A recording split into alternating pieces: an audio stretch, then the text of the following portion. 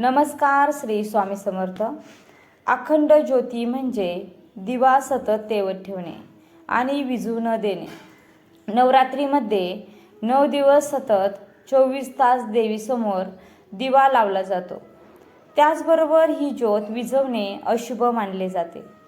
नवरात्रीमध्ये अखंड ज्योती पेटवल्याने माता दुर्गा प्रसन्न होते असे मानले जाते. तसेच माता देवीचा कुटुंबावर आशीर्वाद कायम राहतो आणि यामुळे कुटुंबात सुख समृद्धी टिकून राहते. अखंड दिवा प्रज्वलित केल्याने मनोकामना पूर्ण होतात असाही समज आहे. कुठल्याही पूजेची मंगल कार्याची सुरुवात ही दीप प्रज्वलित करूनच होते. तसेच आरती केल्यानंतर पूजा संपन्न होते असे म्हटले जाते. ज्या घरात दररोज दिवा लावून शंखनाद करून पूजा केली जाते त्या घरात नेहमी देवी देवतांचा वास असतो. अखंड दिवा लावण्याचे नियम काय आहेत याची संपूर्ण माहिती आपण जाणून घेणार आहोत. 1. प्रथम अखंड दिवा तेवण्यापूर्वी हात जोडून श्री गणेश, देवी दुर्गा आणि भगवान शंकरांची पूजा करावी. दिवा लावताना मनातल्या मनात आपल्या इच्छेबद्दल विचार करा आणि देवी आईला विनवणी करा की पूजेच्या सांगतासह माझ्या सर्व इच्छा पूर्ण व्हाव्या. 2. लक्षात ठेवा की पूजेच्या वेळी दिव्याचं तोंड पूर्वेकडे किंवा उत्तरेकडे असावे. दिव्याचे तोंड दक्षिण दिशेला नसावे. 3. अखंड दिव्याची वात देखील महत्त्वाची आहे. ही वात रक्षासूत्र म्हणजे कलावापासून बनवलेली असते. 1.25 हाताच्या मापाचा हा रक्षासूत्र असतो. पूजेत वापरला जाणारा कच्चा कापूस घेऊन वात वळतात आणि ती वात दिव्याच्या मध्यभागी ठेवतात. वात ही कापसाची जरी तुम्ही बनवली तरी चालेल, मात्र ती 1.25 हात बनवा आणि जाड आणि घट्ट बनवा. वात ही एकेरी न बनवता दुहेरी म्हणजे डबल बनवून मगच लावावे. 4. शास्त्रानुसार नवरात्रात अखंड दिवा लावण्यापूर्वी आपण मनात काही संकल्प करावा आणि देवी आईला विनवणी करावी की आमच्या सर्व इच्छा पूर्ण होऊ दे. 5. अखंड दिवा कधीही जमिनीवर ठेवू नये. दिवा नेहमी चौरंग किंवा पाटावर ठेवावा. पाटावर लाल वस्त्र अंथरा, त्यावर अष्टकमळ तांदळाने काढा, हळदी कुंकू व्हा आणि नंतर दिव्याला हळदी कुंकू लावा. नंतर फुले व्हा आणि मगच दिवा प्रज्वलित करा आणि संकल्प करा. 6. दिवा लावताना दीप घृत दक्षे तेल युतच वामत हा मंत्र म्हणावा. या मंत्रोच्चारणामुळे दिवा लावण्याचे महत्त्व व फळ वाढते असे समजतात. 7. देवीच्या समोर जर आपण जमिनीवर दिवा ठेवत आहात तर त्याच्या खाली अगोदर अष्टदल कमळ ठेवा म्हणजे काढा आणि हे अष्टदल कमळ आपण गुलाल किंवा रंगीत तांदळाने देखील काढू शकतो. 8. अखंड दिवा लावण्यासाठी साजूक तुपाचा वापर करावा. जर आपल्याकडे दिवा लावण्यासाठी तूप नसेल तर आपण तिळाच्या तेलाचा दिवा लावू शकता किंवा मोहरीचे तेल शुद्ध असेल तर मोहरीचे तेलही वापरू शकता. फक्त शुद्ध असणे आवश्यक आहे. 9. नवरात्रीत मातीचा अखंड दिवा लावल्याने आर्थिक भरभराटी येते आणि आपली सर्वत्र दिशांमध्ये कीर्ती वाढते. खरं तर मातीचा दिवा शुभ मानला जातो. 10. अखंड तुपाची दिवा देवी आईच्या उजव्या बाजूस ठेवावा. पण जर दिवा तेलाचा असल्यास त्याला डाव्या बाजूस ठेवावं. दिव्याला वारं लागू नये म्हणून त्याच्यावर काचेचे झाकण ठेवावे. संकल्प पूर्ण झाल्यावर कधीही दिव्याला फुंकर मारून विझवू नये. दिवा स्वतः शांत होऊन द्यावा म्हणजे स्वतःची स्वतः विझून द्यावा. 11. जर काही कारणाने अखंड दिवा विझत असेल किंवा अखंड दिवा पुन्हा पुन्हा विझत असेल तर अशा स्थितीत अखंड दिवा करणे शुभ मानलं जात नाही. दिवा पुन्हा पुन्हा विझणे अशुभ मानला जातो. परंतु सर्व सावधगिरी बाळगूनही जर अखंड दिवा विझत असेल तर माता देवीची क्षमा मागावी. 12. नवरात्रीत अखंड दिवा संपूर्ण 9 दिवस राहिला पाहिजे. शास्त्रानुसार शुभ मानला जातो. 9 दिवस आणि नवरात्र संपल्यानंतरही दिवा सतत जळत असेल तर तो फुंकून किंवा इतर कोणत्याही प्रकारे तो विझवू नका. त्यापेक्षा दिवा आपोआपच विझून द्या. 13. अखंड दिव्यात वात महत्त्वाची मानली जाते. त्यामुळे आधीच लांब आणि मोठी वात बनवून ठेवावी. ज्या ठिकाणी अखंड दिवा प्रज्वलित केला जातो तेथे नकारात्मकता राहत नाही अशी मान्यता आहे. तसेच कुटुंबातील सदस्यांच्या जीवनात समृद्धी कायम राहते. 14.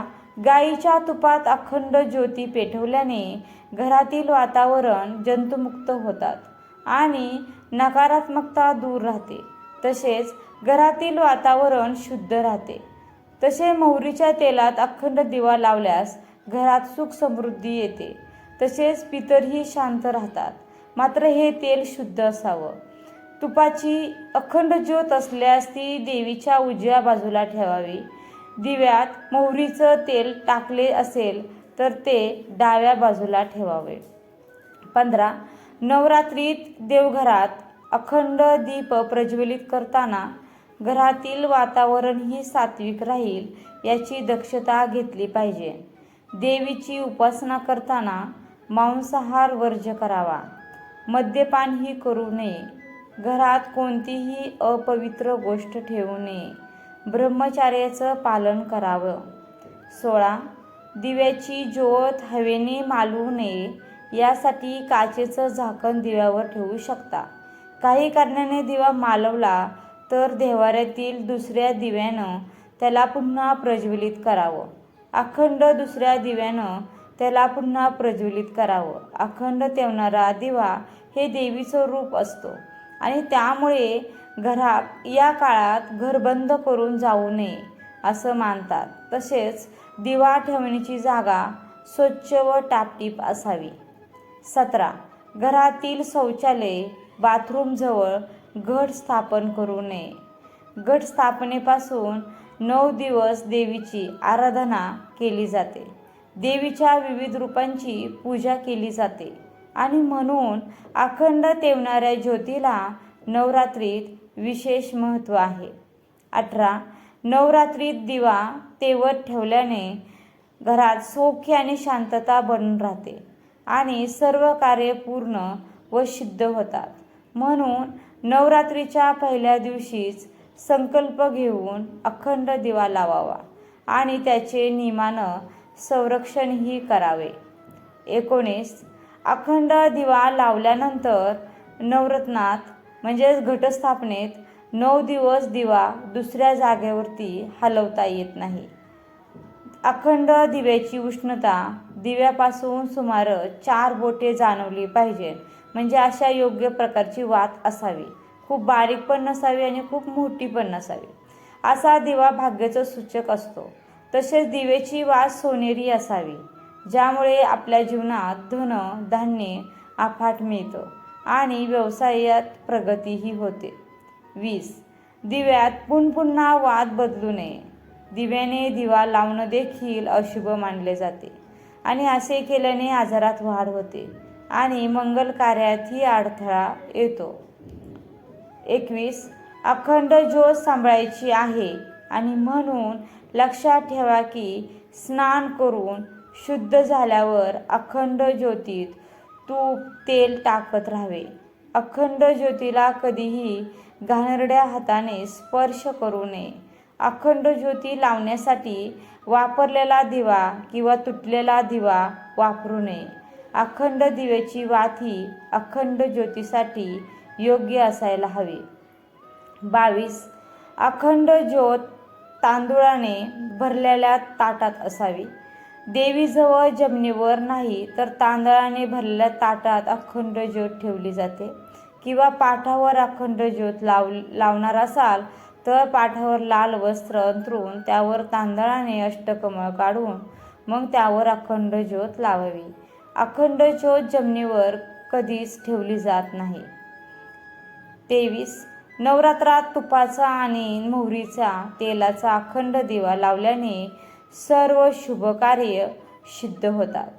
नवरात्रीत विद्यार्थ्यांच्या यश प्राप्तीसाठी तुम्ही जर दिवा लावणार असाल तर तुपाचा दिवा लावावा.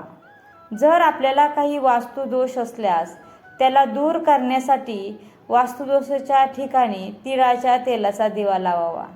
शनीच्या दुष्प्रभावापासून सुटका मिळवण्यासाठी नवरात्रीत तिळाच्या तेलाचा दिवा लावावा. हा अखंड दिवा शुभ कार्य म्हणून मानला जातो. 24. सहसा लोक पितळाचा दिवा अखंड दिवा म्हणून तेवतात. जर आपल्याकडे पितळाचा दिवा नाही तर आपण मातीचा दिवा देखील लावू शकता. मातीचा दिवा अखंड दिवा म्हणून तेवण्यापूर्वी दिव्याला संपूर्ण 1 दिवस पाण्यात भिजत ठेवा आणि त्याला पाण्यातून काढून स्वच्छ कापडानं पुसून वाळवून घ्या. नवरात्रीत मातीचा दिवा लावणे अत्यंत शुभ मानला जातो. 25. अखंड दिवा काही कारणामुळे विझल्यास ती कारणे दूर करून दिवा स्वच्छ करा. परत त्यामध्ये नवीन तेल आणि किंवा तूप घाला. आई भगवतीला क्षमा मागावी. दिवा परत प्रज्वलित करावा आणि प्रायश्चित्त म्हणून आदिद्रष्टा देवतेचे 108 किंवा 1000 वेळा जप करावा.